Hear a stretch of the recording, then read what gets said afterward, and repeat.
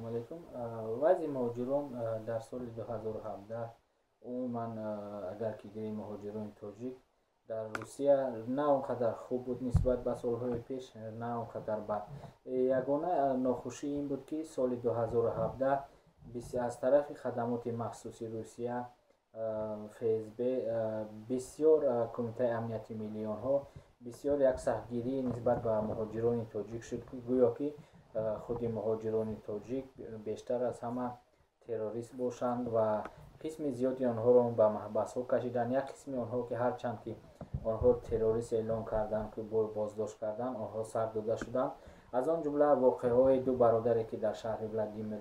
و در ولایت ولادیمیر روسیه رخ داد، اینچنین در آنجا باز یک نفر دیگر هم به هلاکت رسید که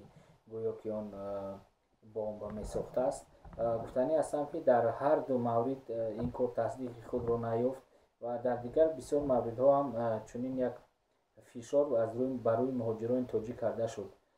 مهاجران تاجیک در سال 2017 بیشتر قانونی زندگی کردند، چون که اکنون آنها نسبت به سالهای پیش فهمیدند که غیر قانونی زندگی کردن در روسیه مشکل است و به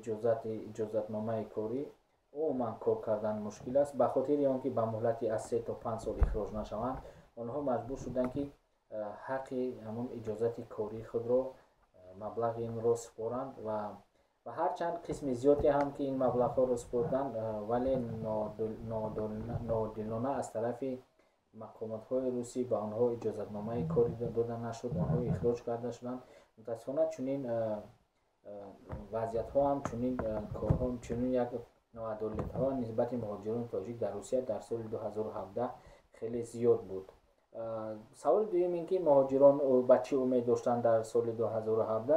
یگانه امید مهاجران تاجیک این بود که تاجیکستان عضو سازمان همان خدمات گمرکی شود، تماج سیوز شود.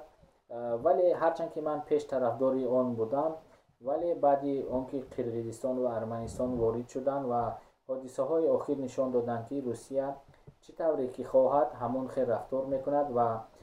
این شرطنامه ها رو نادیده میگیرد، شرطنامه های بین دولتی رو نادیده میگیرد. خود قرقیزستان علاقه پیش آنکه با خطای داد و گرفت زیادی داشت علاقه چند میلیارد دلار از این فایده خود ماند و مجبور است که پیش از همه محصولات های روسیه را خریداری کنند. ولی متاسفانه بسیاری محصولات های قرقیزستان به خود روسیه راه نمی‌آیند، با هر راه خدمات های مخصوصی روسیه آنها را راه نمی‌دهند، گویا که آنها به طلبات روسیه جوابگر نیستند و از این خاطر مهاجران فکر میکنند که شاید با درآمدن از خود گرفتن اجازتنامه کاری خلاص شوند. ولی متاسفانه این باز یک طرف دیگر است که در حالتی که خود قرقیزها از همه بیشتر اخراج کرده می شوند، چون که بسیاری آنها اجازتنامه کاری به جای اجازتنامه کاری آنها باید که شرطنامه داشته باشند و از روی شرطنامه حدود 13% انداز باید سپرده شود که در وقتی که خود همون مبلغ کاری 30,000 35,000 روبل روسی را اگر تشکیل کند، این باز همون 4,500 روبل روسی را تشکیل میکند که باز همون 2.15 یک سیح می شود و از این خاطر بهبودی نیست و به خاطر آنکه شرطنامه باز چنین یک بندی آمده است که اگر در مهلت 30 روز اگر که جای کار نیافتی باید که روسیه را ترک کنید و این چنین همون حالتهای برای شهروندان قرقیزستان و ارمنستان باز هم هستند که آنها در مهلت 90 روز اگر که جای کار نیابند باید که برآمده بعد 90 روز درآیند، ولی متاسفانه آنها سرحد قزاقستان را گذشته باز می‌دارند که این قانون ویرانکنی میباشد. از این خاطر امید بستن مهاجران که در این حالت سبک میشود خیلی نادرست است و من گفتنی هستم که خصوصا من زید هستم، نه اینکه من آن مناپولیست های تاجیکستان رو طرفداری میکنم، نه به این خاطر، به خاطری که از این بهبودی نمیشد. هرچند که من میفهمم که به خاطر وارد شدن در این نهاد